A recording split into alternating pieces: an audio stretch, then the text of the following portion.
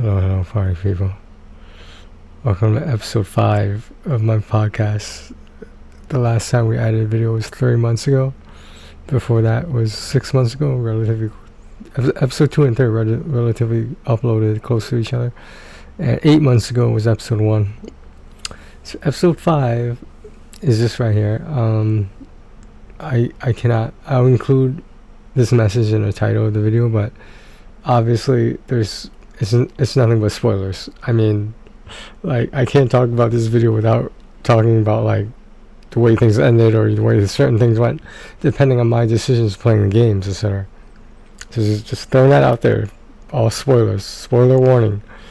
Okay, I have to talk about this.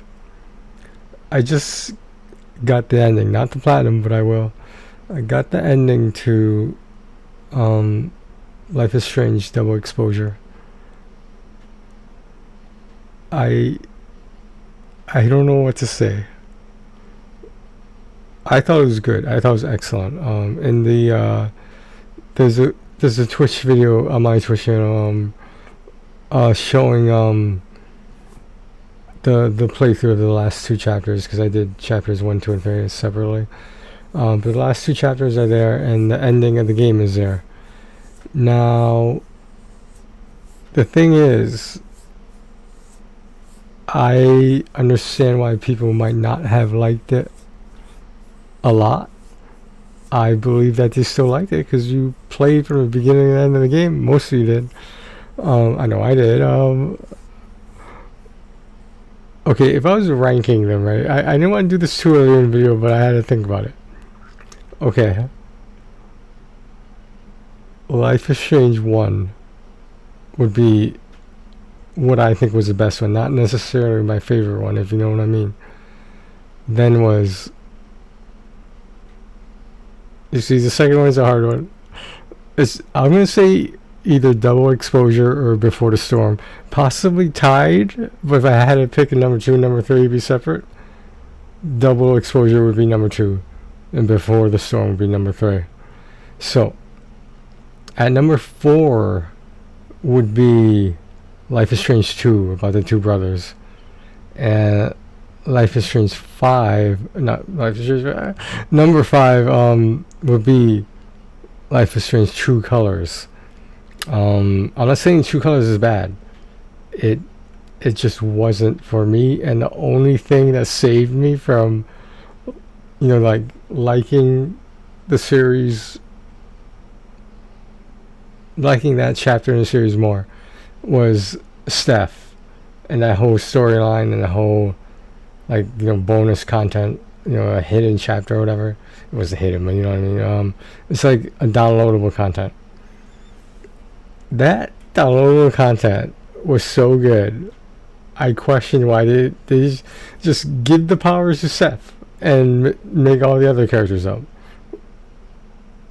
We did not need a completely fresh and new character.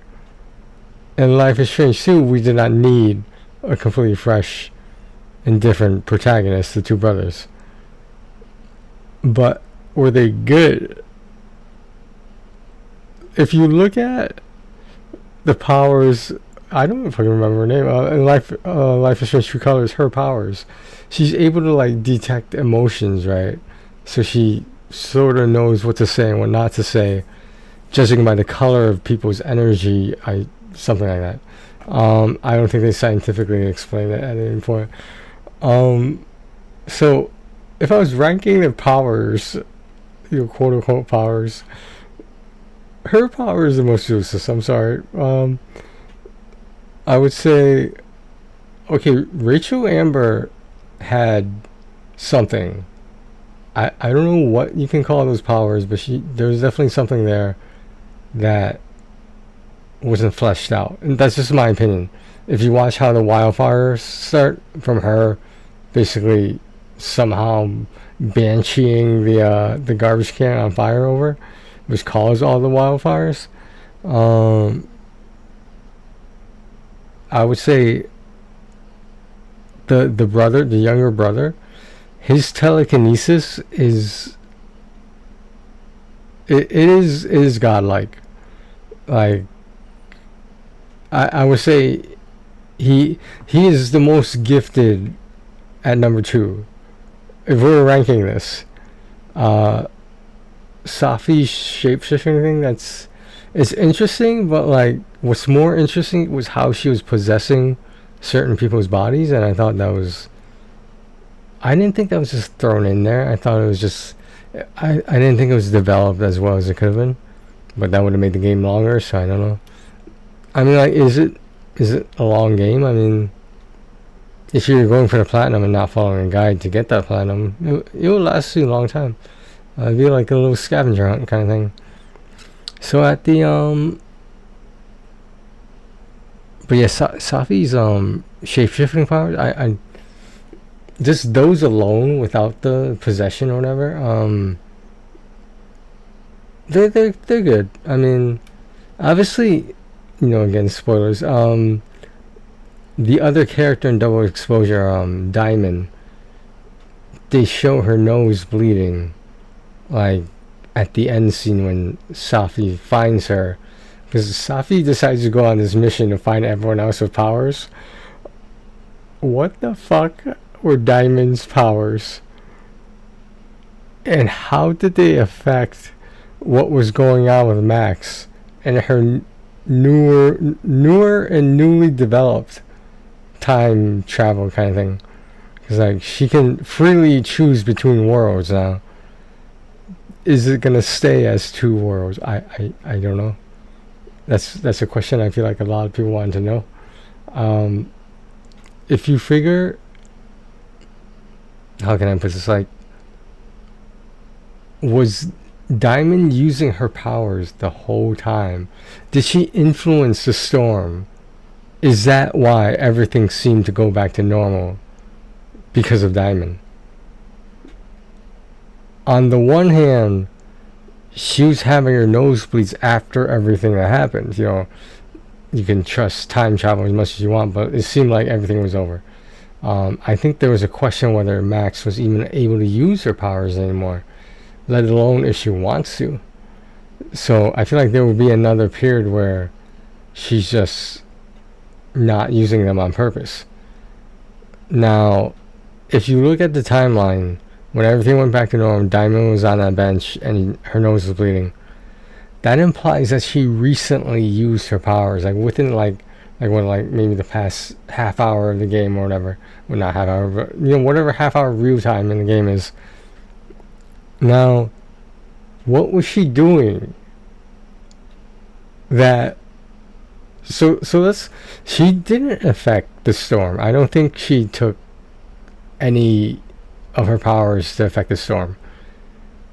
I think she was doing something that no one else realized, but it's implied that Safi might know what that was, or we'll find out and they'll band together, blah blah blah. So if we're looking at things, it would be Safi, Diamond, and Max as like they're like the team now. Assuming Safi's able to convince Max to go on this adventuring to find other people, like the younger brother, the protagonist in True Colors, and like, doesn't this beg the question of, can Max actually shift between worlds where Rachel Amber is still alive? Can she switch to the world where she is dead? Now my question is, which one is the real world? And you can't definitively say the living world or the dead world was the true reality. In the game Double Exposure, it is implied that the dead world was the actual reality where Safi dies, and that was what was supposed to happen. But then Max did her time travel, world shifting shit. So was the living world, do you know what I'm saying? Like, was that fate? Was that the way things were supposed to happen? And what's gonna happen to the dead world now if she doesn't shift there anymore? Is it just an alternate reality that goes on? And you see none of us are fucking like, we're not physicists. We're not universal scientists. We don't study this stuff, astronomy, blah blah blah. I don't think the living world is supposed to be the real world. I don't. I will say that yes, the dead world sucks, but that was, in my opinion, that was the real world. The game, in my opinion, the game makes you want to think that the living world is the right world, the correct world Max is supposed to be in. I don't think it is. I think she's tricking herself into believing that because she wants it to be true when it's not. Now, the dead world, right? If in dead world Safi is truly dead, right? Then what happens? Like, what happens to the other characters? And one other, this is a sidebar.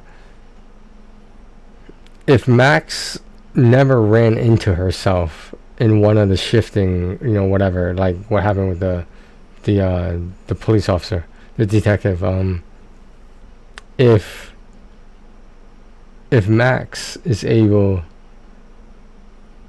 so she changed that, she threw the gun into the storm, right? Now, how come Max never ran into herself? And like, I think she's, what was a shapeshift and what was not a shapeshift? That's all I know. Now, another question is, why didn't Max touch her other self, like making physical contact? Because we saw what happened with the detective. Like, he fucking, like, I don't know, he merged with both worlds with himself, and like nobody knows what happened to him. He just merged and then he just disappeared. That's why Max was hesitant on saving Safi shapeshift into Max. So there were two Maxes at one point, right? Now, if Max took the risk of becoming like the detective, where they're merged together through some yellow electricity or something, I don't know. What happens to the detective in those two worlds? Either world, it doesn't matter which one. But does he cease to exist now in those two worlds? Like, what happened to him? And that's what I can't figure out. Is like, if there were only two realities and like two known possible worlds, as in, it was impossible to have a third option, or anything above that. Let's say the only options were the dead world and the living world. Now, does the detective, is he gone?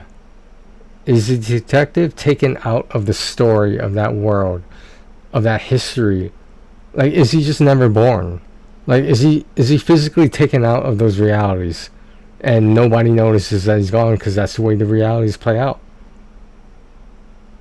It's very interesting to me what happened to the detective, and like, I understand he was a supporting character, but like, what happened to him? I don't know. And like, because Max tried to save him, but I guess he was just merging too fast and too strong. I don't know. Well, I think if you notice at the end screen, spoiler, it said Max Caulfield will return. So she's probably gonna, if you follow the timeline, she's probably gonna be in her 30s at that point, possibly 40s. And Will she be married? Will she have kids? Who will she be married to? Okay, I'm reaching here. I understand I'm reaching. Her kids or kid is gonna have powers. You know that. Everyone knows that. That's bound to happen. If they decide to take the story in that route, that's what's gonna happen. And I think that's widely accepted and known. Who decides who's alive and who's not alive in the dead and living world? Apparently it's Max, because like when she threw the gun into the storm, that everything was like a different path now. It's like everything was on a straight road, no matter which world it was going straight. And when she threw that gun into the storm, I feel like the two worlds went farther and farther apart. Now, whichever world Max is in, because if you notice near the end of the game, it has a question mark for which world is which world. If you look at the little, the alert thing that shows the circle that shows you can interact with that, it does say shift to living or shift to dead world. So was that just a mistake with the developers? Was it a clue?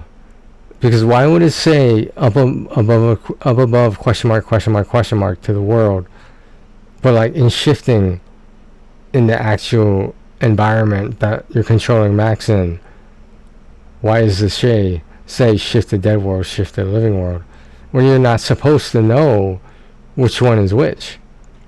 Now, in theory, is it possible that during a storm with the two moons in the sky, just like what happened in Life is Strange 1, is it possible the realities have merged? Now, on the other hand, how is that possible? When you have, because like Safi can't be in limbo. She's either dead or alive. Who decides that? And like, I understand that every time Max uses her time travel powers, realities are changed. Like, as far as I'm concerned, fate doesn't exist. Whatever these powers are among these kids, adults, whatever, it hasn't been fleshed out yet fully. I think it should have been, but I understand why there's some mystery involved in how all this stuff happens the way it happens, why it happens the way it happens. Now, dude, like the ending with Diamond and Safi, that if they didn't include those scenes, like, I'm not saying Marvel Comics was the first ones to do this, but I know they're the first ones, and one of the few who did it successfully. Like, look, they're fucking in the Disney Empire here. Now, let me put it this way. Marvel has taken all these separate characters and like made the Avengers, for example. There's obviously X-Men movies that were, so-so, but hey, anyway. Now, if Life is Strange, Square Enix, and I think Don't Nod is still involved with them. If they like, how is it possible to determine which is the right reality? And they're gathering all these characters, right? And they all, assumingly, if they all have powers, if they all find each other, let's say there's like 5 of them or something. There's been like 5 games or something, right? I don't know. So if there's 5 of them, what are they trying to do here? Are they gonna be some team of misfits and superheroes, or would they be villains? Are they gonna fight amongst each other? Okay, here's this question. Is Max the most powerful? The easy answer would be yes. Because, like, hypothetically, if she's about to die, Can't she just shapeshift into a reality where she's not injured or not about to? It's like the only, besides Rachel Amber and I guess because it's Safi's mom, but Safi herself, when it was implied that Max was the one that killed Safi, like out of like as a mercy killing, for example, to end the storm and all this shit. And just like how she saved Chloe to kill all the other, residents of Arcadia Bay, did Max do it again? Did she try to save and successfully save Safi? But the school was it wasn't like completely destroyed. It looked like it was vandalized. Now, no one else died, as far as I know. And how did Max do that? How does the storm not destroy everything and kill people? And like all the students that, because like obviously you only see so many of the students, like they're not all NPCs, but like it was just, I really hope there's people out there who may have played this game and haven't played the other ones, that they go back and they start to watch them in either release order or chronological order. Like,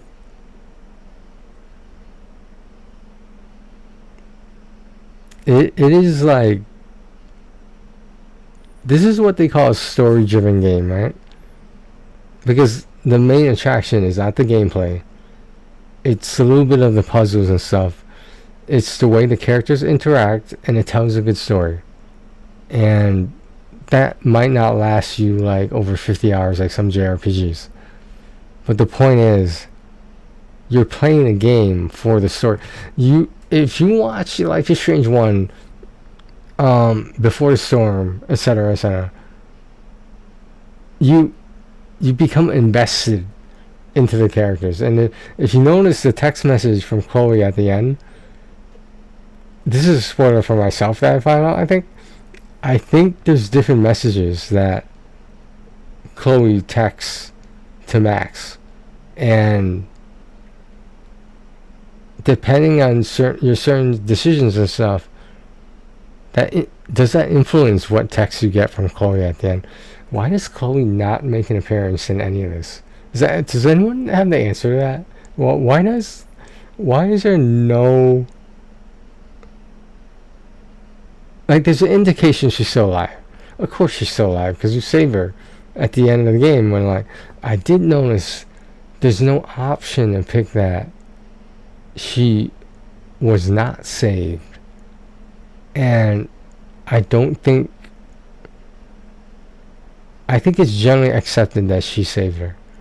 Now, if you didn't save her, like some of the other games had the option to, what happens? Is that a different story for a different time? And it's not confusing. It's very opinionated, and that shouldn't happen with a story that's, within that universe is factual. I don't know. I joke around that like my life has been changed by this game. It made me question like reality. It made me question fate. Time travel, where she could just undo whatever she wants, and she could re-experience whatever she wants anytime she wants. Outside of the time traveling, does she age? Does Max age, or is it just an insignificant growth that eventually, when she goes back to where she goes back, whatever, she's normal again? She continues to age normally. I just don't understand a lot of it. And like, this is I know this is sort of a cop out, but like it raises more questions than it answers. And shapeshifting, I didn't see that coming.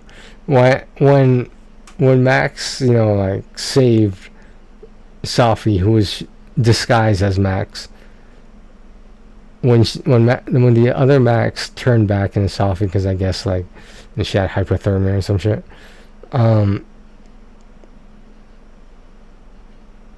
I didn't see that coming at all, and I didn't know it was. I thought something changed with time. I didn't think it was an actual shapeshifter in the story. But as it explained it, it made slightly more sense, in my opinion. So,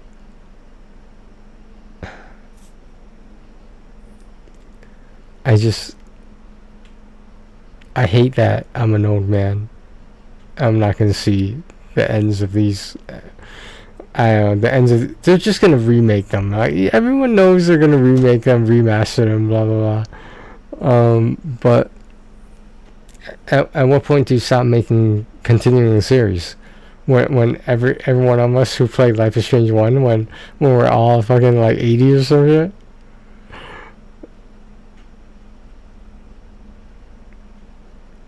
Max Caulfield will return. That is a powerful hint, foreboding. Can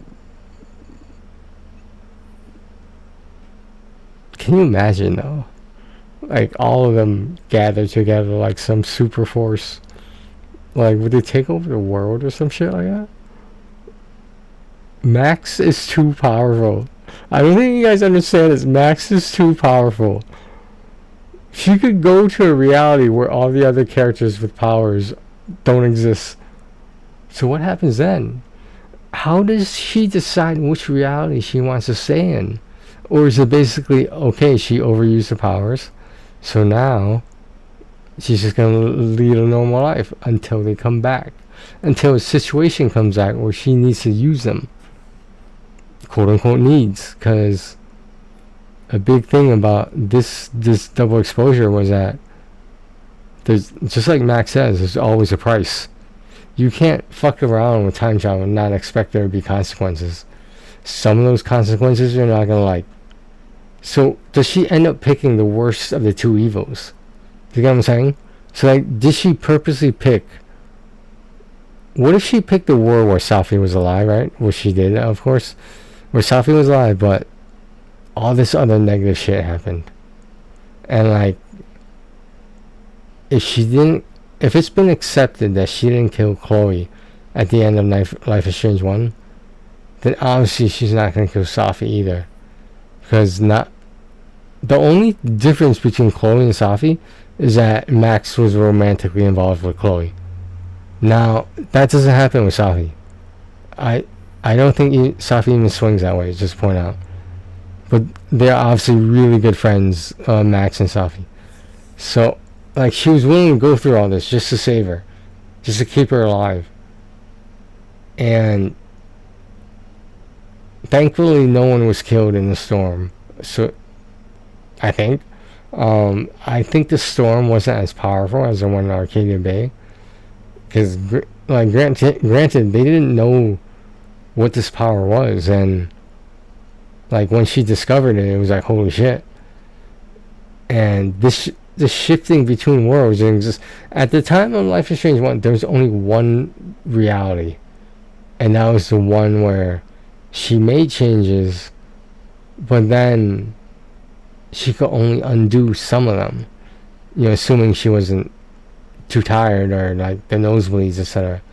Like, you can't just keep using your powers over and over, not expect to be tired. I mean, it's just, or to damage your own health by doing something that other human beings aren't supposed to be able to do.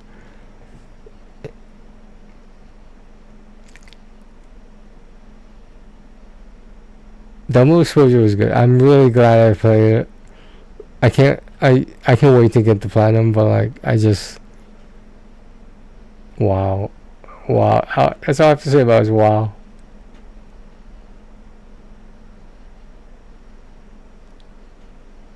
I'm just um I remember when I was watching the ending, I was like, I think I think I just stared at the screen because like I was like, is this really how the story is gonna play out? Are they gonna have the Avengers? Are they gonna come together and do some Marvel comic shit?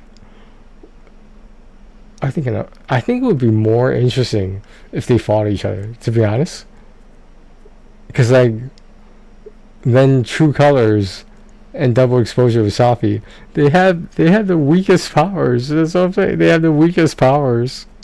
Um, but yeah, I don't know why Chloe was left out in this whole story. Um, it unfortunately, given the situation with Hoyoverse, this might be a voice actor actress conflict kind of thing with going on strike or whatever. I hope it's not that, but what is it gonna take to bring Chloe and Max together forever, for the rest of their lives? What is it gonna take for them to reconcile and play out the story the way everyone wants it to play out? People don't want Safi and Max together. People don't want Amanda and Max together. Or some people might. But anyway, the majority of people want to see Max and Chloe together. Tell me I'm wrong.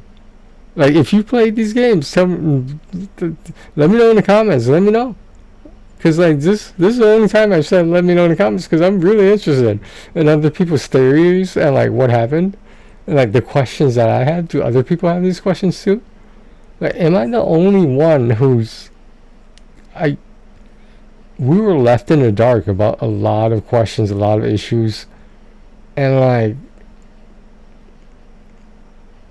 Theoretically, if Max can discover new powers or become more powerful, can't the other characters too?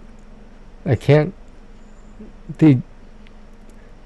Okay, the boy, the younger brother from Life is Strange 2, right? He was able to improve his telekinesis to the point that it was just ridiculously powerful. Now, how would Safi and True Colors do that with their powers? Safi has the power to... the whole double exposure thing and how she, like, inhabited their bodies, or, you know, I felt like there could have been more explanation behind that, and I wish it was. But this game, man, this fucking game, yo, this game changed my life, man. It was just... It was such a good story. And, like... Obviously, there was some nostalgia. Now, do you need to play the other Life is Strange series, the other games, to appreciate Double Exposure? Yes. Double Exposure is not a standalone game. It's a separate game in a series. But do you need to know the timeline of the way things happened? I would say the way the games were released. As in, Before the Storm happened after Life is Strange 1 was already out. I think it was like after Life is Strange 2. I don't think it was after True Colors, but the point is, you need to have the foundation of the story the way it is to reach the pinnacle of Double Exposure story and just fully understand the things you're supposed to understand and have the questions that you're supposed to question. I think the developers, the writers, the actors and actresses, they all knew this. They knew how the story was going to play out. Are there alternate endings? I mean, like, how many can there be realistically? I don't know. I just need to the platinum percentage is kind of low, but I think it's because a lot of people didn't bother to get the platinum, because like how pain in the ass can it be if a chapter select? But hey, whatever. I think there's check marks in the points of the chapter, so you don't have to play the chapter from the beginning again. You just go in, take your photos, and you're out. Now to get the alternate endings, I don't know what's gonna happen with that. Like, are the little events, like there's a lot of hidden trophies, and I just assume they're all story trophies. But you only get one for completing chapters. Like, first chapter you get a trophy, second, separate trophies, etc. But I'm in awe of like what I just played.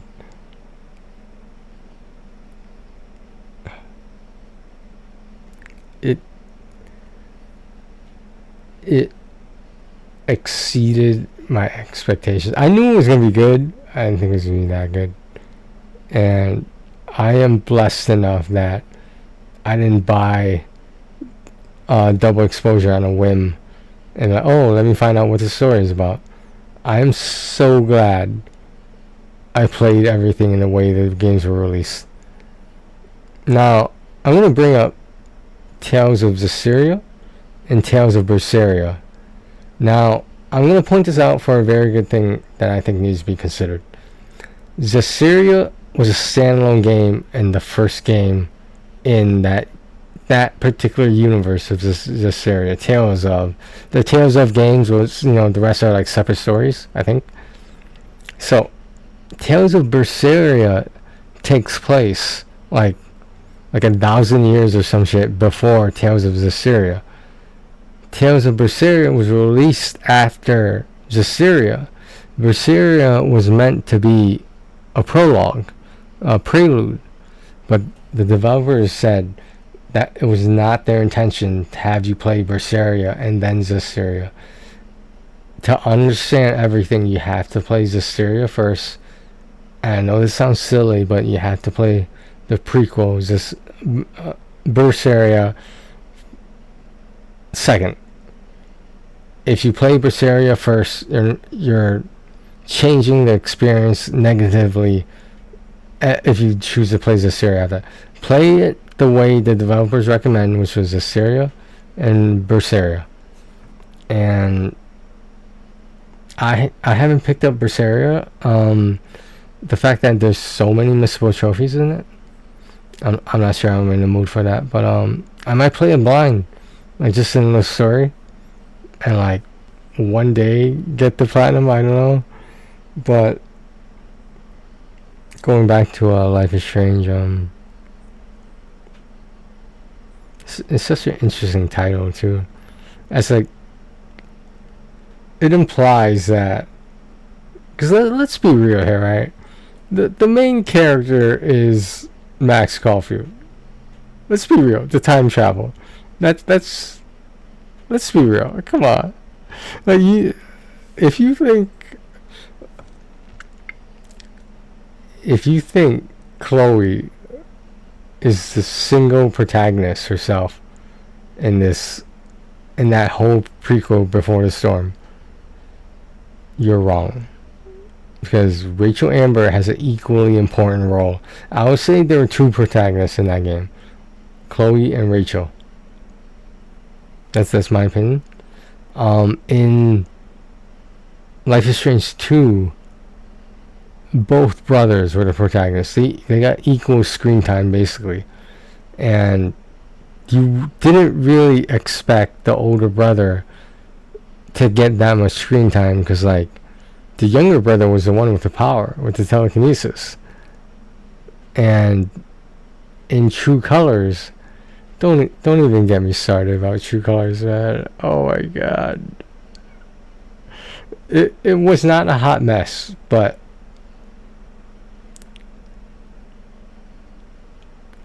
the story was good. It wasn't great, but it was good. Again, I did not care for the protagonist. I thought they could have went in a different direction, a better direction than that. Maybe that's just me hating, whatever. Okay. We've been talking about this for 40 minutes. This is not going to go into an hour. If this goes into an hour, like, I'm going to have to find someone else who's played all these games in order of release and tell me what the fuck is going on, what they think is going to happen in the worlds. You know there's more than 2 worlds. Come on. Like, there's no way that Max is only able right now to control only 2 worlds and stay that way. Eventually Max is going to be able to go from different fucking, like, the worlds are limitless. Like, and we can't make an argument that we're wrong because no one's time traveled before. Like, who's to say what the rules of time travel are? I don't know, man. Like, okay, I'm done. Alright, guys, thanks for watching this episode of the podcast. I dedicated episode 5, this episode, entirely to Life is Strange, because this game was an important part of my early years of trophy hunting, and it just made me realize over time how unique each different story was, even though some of them had the same characters. Like, it was like, how Safi and Diamond gonna find these other people with powers? I mean, we still don't know what Diamond's powers are, and that's kind of scary, because what if she manipulated some of the worlds Max was in? She was getting a nosebleed, so obviously she was using them at some point. I think this ties into the merging of the 2 members of the same character within 2 worlds. I think Diamond's power has something to do with that. I just don't know what that is. I haven't figured it out yet. Maybe I won't. Maybe developers will go a different way. But all I know is changed my fucking life, man. It changed my thoughts about friendship. It changed my thoughts about romance. It changed my thoughts about, obviously, like, paranormal shit. And I consider time travel to be paranormal. It's definitely not ordinary.